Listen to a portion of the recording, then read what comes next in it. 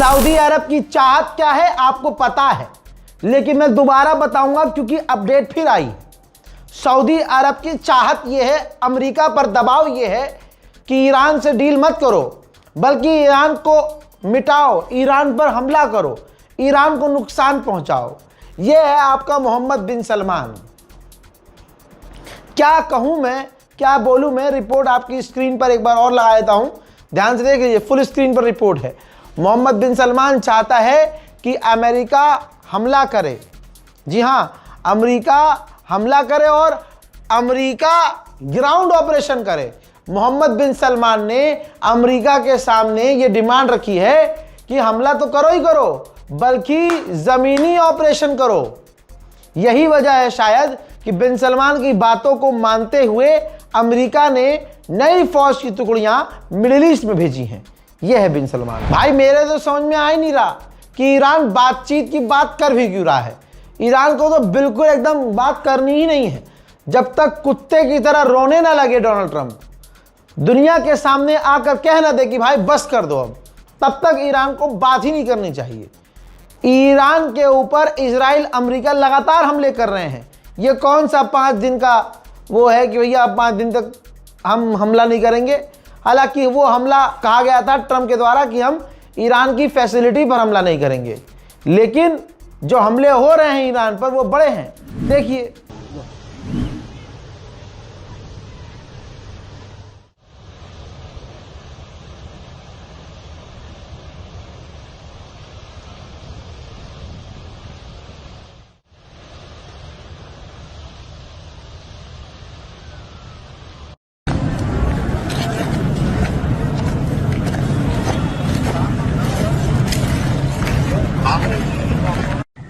اینجا محل کسب کار مردم، محل معیشت مردم. این همه ماهی، این همه مرغ.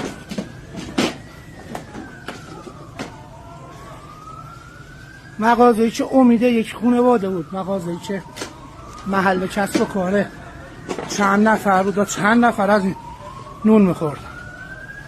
این فقط یک گوشه از جنایت رژیم تروریستی صهیونیستی.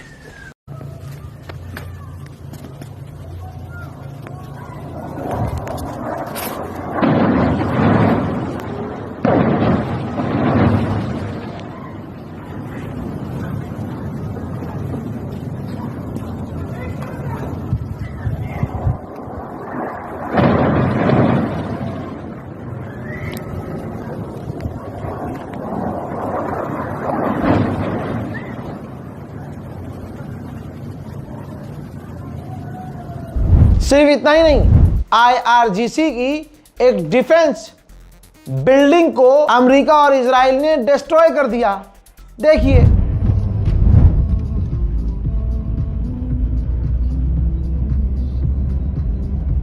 मोहतरम हजरात, स्पेन के प्रधानमंत्री का बयान खतरनाक है। स्पेन के प्रधानमंत्री ने पार्लियामेंट के अंदर जो बोला है उससे बवाल खड़ा हो गया है। स्पेन के प्रधानमंत्री ने कहा कि ईरान इस जंग की तैयारी 40 सालों से कर रहा था, वो काफ़ी मजबूती से लड़ रहे हैं। सिचुएशन जितनी आप सोच रहे हो उससे ज़्यादा ख़तरनाक है। हम इराक की वाली कंडीशन में नहीं है कि हम बिल्कुल ओके हैं, बल्कि हमारी कंडीशन और दूसरों की कंडीशन बहुत ज़्यादा ख़राब हो चुकी है। नए जो सुप्रीम लीडर आए हैं ईरान के, वो और खून के प्यासे हैं, ख़तरनाक हैं और परमाणु को सपोर्ट करते हैं। चीजें और बिगड़ने वाली हैं। हम यहां पर चुप नहीं रह सकते, हमें बोलना होगा।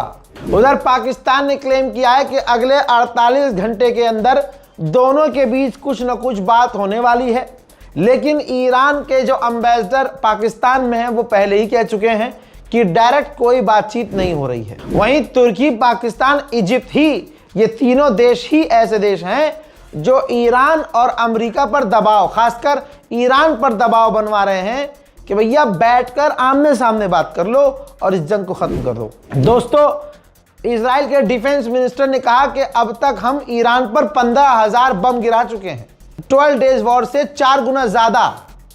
तो अब समझिए कि जब इजराइल और अमेरिका ऐसे बयान दे रहे हैं तो ईरान को बात ही नहीं करनी चाहिए। ईरान के पास अनलिमिटेड मिसाइल हैं, अनलिमिटेड ड्रोन हैं, ताकता रहना चाहिए, एकदम दबादब मारे जाओ। हजरात, पालतू कुत्ते ने, जो अमेरिका का पालतू कुत्ता है और सऊदी अरब का पालतू कुत्ता है शहबाज शरीफ, उसने मोहम्मद बिन सलमान अपने आकाए करीम को फ़ोन किया और तमाम जानकारियां दे दी कि क्या क्या बात चल रही है।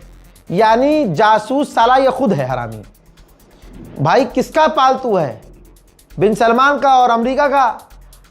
बिन सलमान कह रहा है कि अटैक करो, ईरान पर कब्जा करो, उसके घर पर ज़मीनी कब्जा कर लो। और बिन सलमान चाहता है कि ये जंग बढ़े। बिन सलमान चाहता है कि ईरान टुकड़े टुकड़े हो जाए जैसा इजराइल चाहता है। और अगर कोई बीच में संबंध ठीक भी करवाना चाह रहा है, रिश्ते ठीक करवाना चाह रहा है, सीज फायर करवाना चाह रहा है, कि तमाम जानकारियां पाकिस्तान का शहबाज शरीफ खुद ही मोहम्मद बिन सलमान को फ़ोन पे दे रहा है। हजरात, आप सोचिए, अमेरिका इजराइल जो शोर मचा रहे हैं कि हम जीते हैं, दुनिया की हर रिपोर्ट कह रही है कि वो हारे हैं।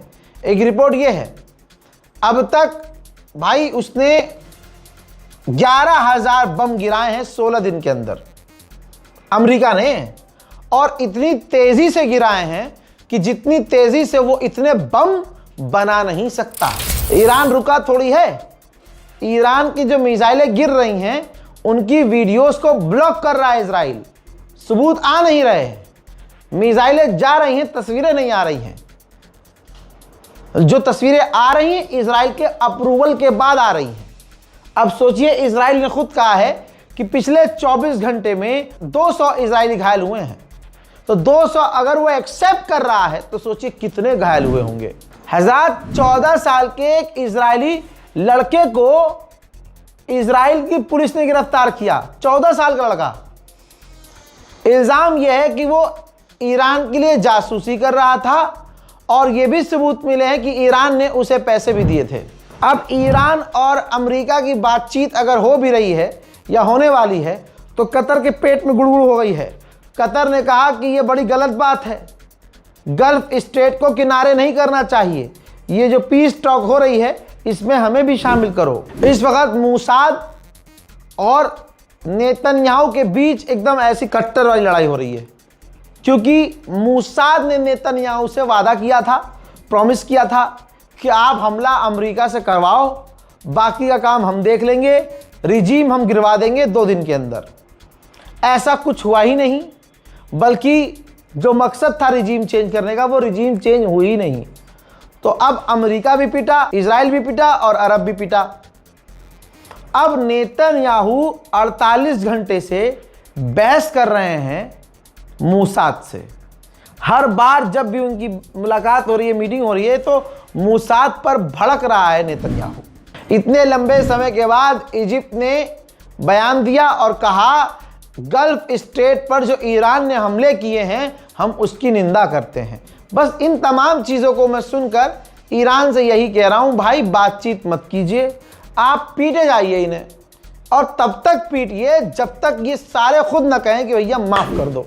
26 दिन हो चुके हैं, देख लीजिए, और अभी भी इंटरनेट पूरी तरह से ईरान में बंद है। ईरान के फॉरेन मिनिस्ट्री के स्पोक पर्सन ने इंडिया टुडे को, जी हाँ, इंटरव्यू दिया है, जिसमें उन्होंने कहा कि हमें मालूम है कि पूरी दुनिया को इकोनॉमिकली झटका सहना पड़ रहा है, सबका नुकसान है, लेकिन ये याद रखना चाहिए ये हमारी गलती नहीं है, हम पर ये जंग मुसल्लत की गई है, ईरान के ऊपर अमेरिका ने हमला किया था। उन्होंने आगे ये भी कहा कि हम सिर्फ अमेरिका, इजराइल और उनके साथियों, दुश्मन और दुश्मन के दोस्तों के वेसल्स को ही हम स्ट्रेट ऑफ हुर्मुज में रोक रहे हैं, बाकी हम किसी को नहीं रोक रहे हैं, हम सबको जाने दे रहे हैं।